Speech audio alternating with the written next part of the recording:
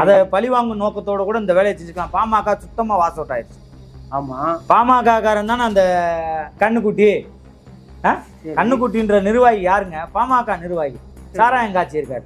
அவங்கள வச்சு கூட இந்த சதி திட்டத்தை தீட்டி இருக்கலாம்ல RSS பிஜேபியும்.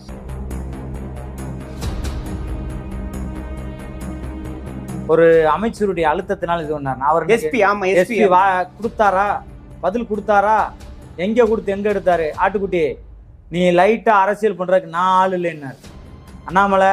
கள்ளக்குறிச்சியில் நடைபெற்ற இந்த துயர சம்பவத்தை தொடர்புபடுத்தி இந்த கள்ளச்சாராயத்திற்கு பயந்து பணி ஓய்வு பெற்றதாக விரும்பத்தகாத உண்மைக்கு புறம்பான பொய் செய்திகளை பரப்பி வருகிறார்கள்.